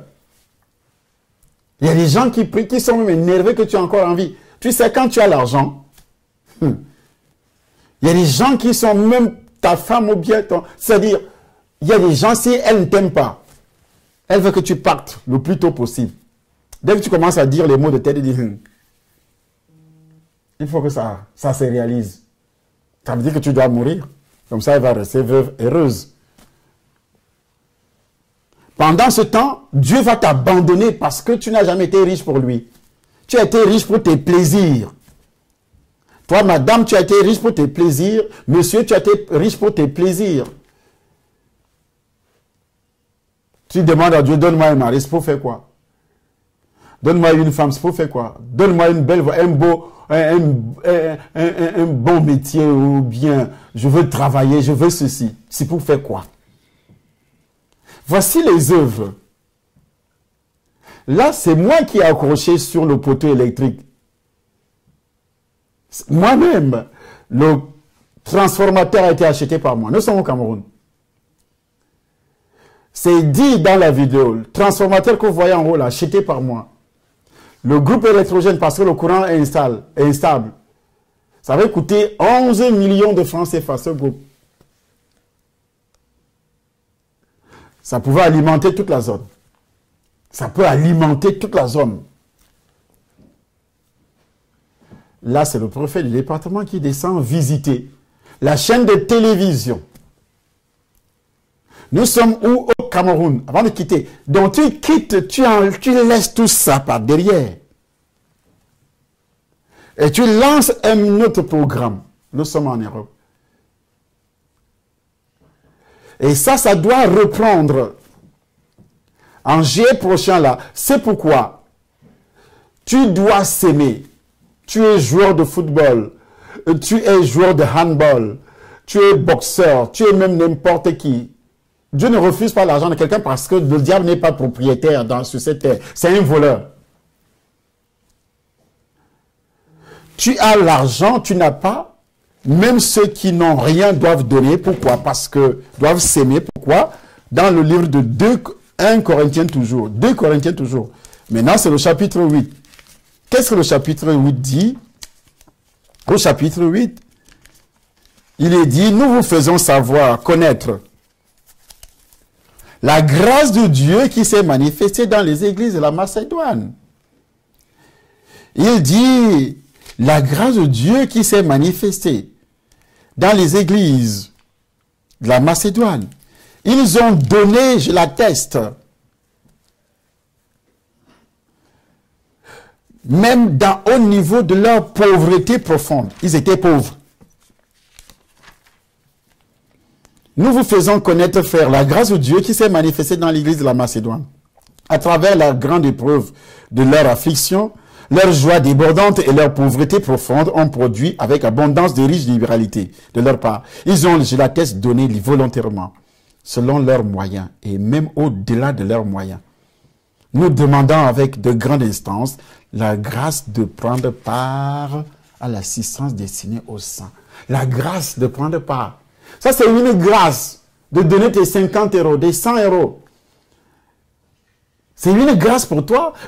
Les gens, il faut qu'on les supplie. Il faut que... Mais tu es qui? C'est Dieu qui te donne la respiration. C'est Dieu qui te donne tout ce que tu as. Il suffit seulement que Dieu enlève ses regards sur toi. Tu es dans la voiture. Elle s'écrase face à l'autre qui arrive. Ou bien elle dérape. Ou bien quelque chose peut arriver. Tu te couches le soir, tu ne te réveilleras plus, tu te réveilles en enfer. Et tu gonfles comme le tapioca en disant, oui, moi je suis, tu es quoi? C'est la grâce. Si tu suis même cette vidéo, mais c'est une grâce pour toi. Tu penses, on te supplie? Non. Dieu peut toucher les cœurs pour financer tout ça partout dans le monde. Et si tu es tombé dans cette vidéo, ça veut dire que Dieu veut te bénir. C'est pas parce que tu es quelque chose, tu te mets dans la tête que je suis quelque chose.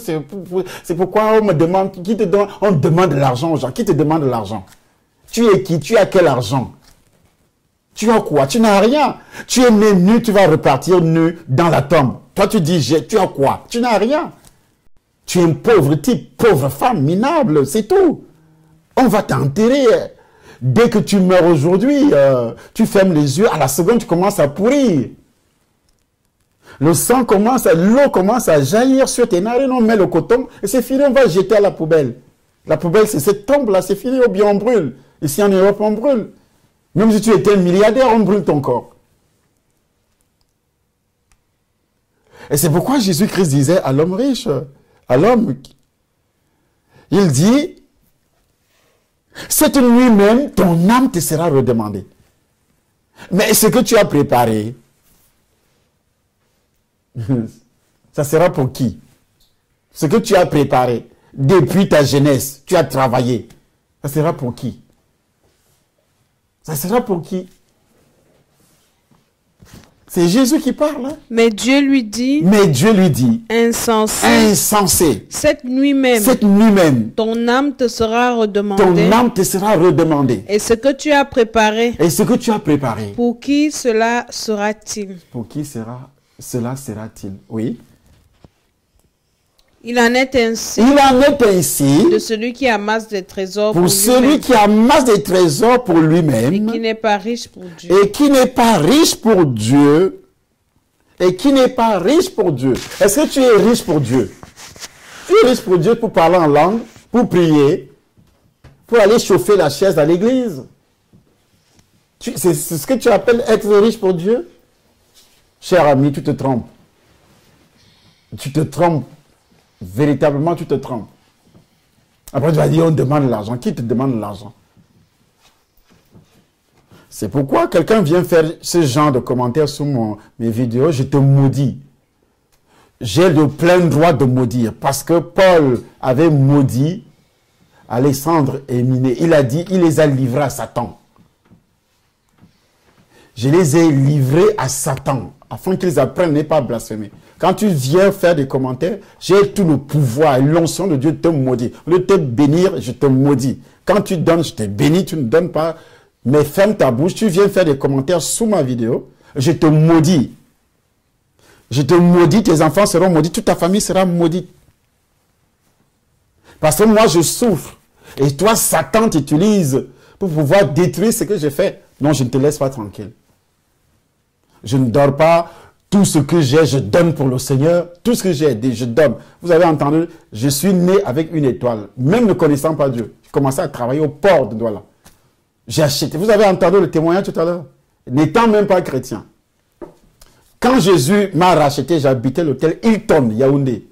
Le plus grand hôtel de la ville. Je n'étais pas pauvre, moi. Je n'étais pas pauvre. Il ne m'a pas pris dans la... Je suis né dans la pauvreté. Mais quand j'ai commencé à servir Satan, je n'ai pas servi Satan comme les guérisseurs qui viennent vous dire « Ah oui, on va faire ceci, vous serez riche. » Lui-même pauvre. Mais je n'étais plus pauvre, moi. Je n'étais plus pauvre, moi. Donc faites attention. Avant de rencontrer Christ, j'étais déjà riche. Riche. Et très jeune. Vous avez entendu le témoignage. À 18 ans, quand je suis entré au port de Douala, 18 ans, je commençais à toucher des millions. Je dis bien des millions, acheter des Mercedes. C'est pas maintenant que je roule avec des voitures. Je suis né avec une étoile. Donc j'ai cette étoile-là de quelqu'un qui est né dans la richesse, avec la richesse dans le sang. Des voitures, c'est pas une seule voiture. Alors, je n'avais travaillé que 2 ans. Hein. Après, j'ai laissé pour continuer avec ma magie. Jusqu'à ce que Christ me rachète. Christ vient me délivrer. Il fait de moi ce que je suis aujourd'hui.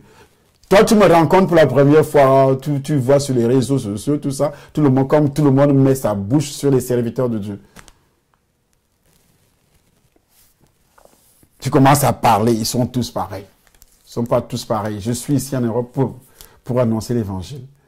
Si tu sèmes dans ce ministère, comme je suis en train de le dire, tu sèmes dans ce ministère, tu vas voir ce que Christ va faire dans ta vie. Voilà. Il faut être riche pour Dieu. C'est le thème. Être riche pour Dieu. Si tu n'es pas riche pour Dieu, c'est fini pour toi. Il peut même abréger ta vie. Insensé. Cette nuit même, ton âme te sera demandée, redemandée. C'est pourquoi beaucoup de chrétiens meurent. Beaucoup de personnes quittent la vie d'une manière précoce, parfois sans rien réaliser. Parfois, ils ont engrangé, emmagasiné de l'argent, des moyens, des richesses partout, des maisons construites, tout ceci. Tu vas laisser ça et puis tu vas en enfer. Que le nom du Seigneur Jésus soit glorifié. Voilà, vous avez le titre titulaire du compte, Association Village International des Médias. Tout est là, vous pouvez faire votre transfert, que ce soit 25 €, 50 € ou 100 €. Parce que la chaîne télévision ouvre les portes sous peu de temps. Nous demandons aussi aux serviteurs de Dieu, les pasteurs, de financer parce que nous allons diffuser vos messages. Les grandes vedettes de football, venez financer. On va vous recevoir là-dedans, dans cette chaîne télévision. Les vedettes des chansons, venez. On va vous recevoir là-dedans, dans cette chaîne télévision. Et aussi la radio et beaucoup d'autres.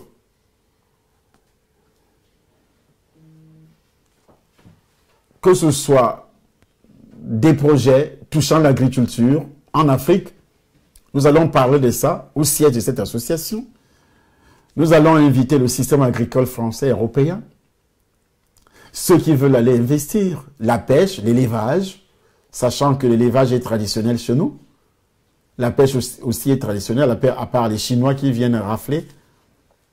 Tout chez nous, et nous-mêmes, nos frères, nos sœurs, qu'est-ce que nous faisons? Nous appelons la diaspora. Nous demandons à la diaspora d'investir.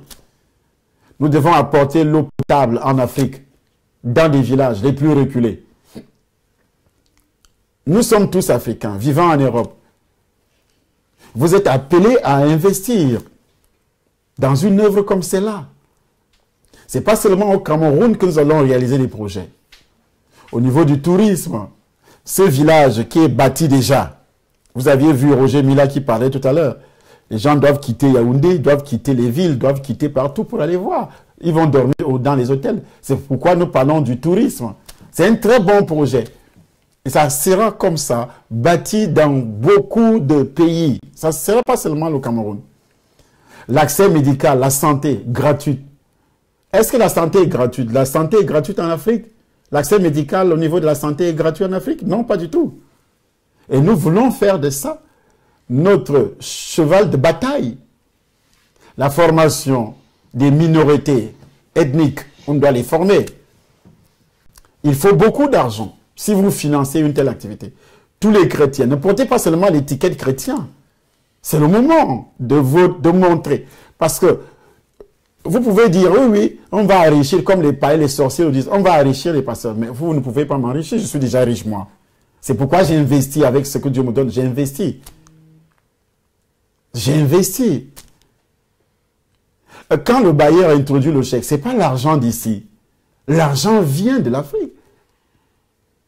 Je racle, que ce soit compte bancaire, que ce soit tout ce qui est en le ministère, j'envoie pour que ici ça décolle, ça marche. Quand on parle de la coopération sud-sud, nord-sud, qu'est-ce que ça veut dire? Ça veut dire que cette coopération, c'est le développement entre pays pauvres et pays riches. Mettre tous les pays pauvres au même niveau de vie en développant les projets qui apportent la prospérité. Apporter les nouvelles technologies en Afrique. L'ouverture internationale des médias, c'est notre devoir. On doit apporter. Je suis passé à une société. Ils m'ont dit aujourd'hui, ils me disent que pour réaliser tout ça, il faut que toi-même tu sois formé. Je dois commencer une formation mardi prochain avec eux. Chaque mardi, on a pris rendez-vous. Chaque mardi, ils doivent me former. Et j'ai travaillé avec eux pendant 2 heures de temps. Ce qu'ils m'ont dit, ce qu'ils m'ont montré, j'étais étonné, donc je ne connaissais pas beaucoup de choses. C'est pourquoi j'avais dépensé autant d'argent en Afrique pour rien. Parce que chaque technicien qui arrive te dit fais ça, fais ça, fais ça. Tu investis, après il n'y a rien. Mais le peu de temps que je suis resté avec ces messieurs aujourd'hui, à Loka Image, mais ça a ouvert mon esprit, que ce soit sur les nouvelles technologies. Ils m'ont dit, pendant chaque mardi, on va te donner même 4 à 5 heures de temps. 4 à 5 heures de temps, chaque mardi, commençant le mardi prochain. Là. J'ai fait tout ça pourquoi? J'ai fait tout ça pourquoi? Est-ce que c'est pour ouvrir une société? Non. Si moi-même je maîtrise déjà tout ça, je peux descendre dans en Afrique avec tout ça. Et même ceux qui ont la bonne volonté, des grands techniciens, des ingénieurs, vont descendre avec moi en Afrique pour former nos frères. Mais tout ça, il faut de l'argent. Hein? Il faut de l'argent. Il faut beaucoup d'argent. Alors, vous de la diaspora, Il faut investir pour prouver que vous aimez vos pays. Je vois tout le monde en train d'écrire l'Afrique. L'Afrique a fait ceci, l'Afrique a fait cela. J'aime mon pays. RIB, j'aime mon pays. J'aime mon pays, j'aime mon pays. On insulte le président. Mais le peu que tu as, est-ce que tu ne peux pas investir aussi dans les projets comme ça pour prouver que tu aimes ton pays? Investir aussi. Comme moi, je le fais. Parce que tout ce que j'ai montré là pour l'Afrique, c'est ce que j'ai réalisé en Afrique. Et vous allez voir d'autres vidéos aussi. Peut-être demain, on va mettre d'autres images. Ce que j'ai réalisé dans d'autres pays. Faites tout et tout pour que vous soyez des nôtres. En semence, s'aimer chaque mois, 25, 50 ou 100 euros. Voilà les adresses. Nous avons aussi Western Union. Il y a des informations, comment vous pouvez faire. La personne, en regardant cette vidéo, vous allez voir cette partie qui parle de Western Union ou bien les autres sociétés qui font le transfert des sous. Vous envoyez par cette personne et c'est fini. Vous appelez puisqu'il y a des numéros de téléphone. Ou bien l'email village inter des médias @gmail.com. Le numéro de téléphone, le mien même, qui finit par 24, c'est mon numéro. Vous appelez. Le fixe, c'est le siège de notre association. Ce n'est pas un truc fictif. C'est le siège. Plus 33 1 30 11 18 85. Ça, c'est le numéro du siège. Vous appelez là, quelqu'un va vous répondre. Alors, que la grâce de Dieu soit sur vous tous. S'aimer, s'aimer. Ceux qui ont des millions d'euros, envoyez des millions d'euros. 100 000 euros, 50 000 euros. Les grandes vedettes, tous les joueurs africains doivent s'aimer ici. Les grandes personnalités africaines doivent s'aimer ici. Mais comme ce n'est pas toi, ou bien quelqu'un de ton village, ou bien de ton pays, tu vas dire, c'est pourquoi l'Afrique reste pauvre, minable. Si ce n'est pas moi, tu commences à saboter parce que ce n'est pas toi qui as eu l'idée. C'est ce qu'on appelle la sorcellerie. Laissez ça, Africains. On ne peut pas se développer seul. L'Union européenne, l'Europe se développe pourquoi? Parce que l'Afrique veut aller seule. Chaque pays essaie de se développer seul. Chaque Africain essaie de faire. L'autre veut détruire. L'autre veut détruire parce que c'est lui. Comme c'est Charlie Somba. Je ne peux pas. Je préfère même aller saboter. Ça, c'est la sorcellerie. Frères, laissons ça de côté. Mettons-nous ensemble. Réalisons des choses. Voilà, que la grâce de Dieu soit sur vous tous. Au nom puissant du Seigneur Jésus-Christ de Nazareth. Amen.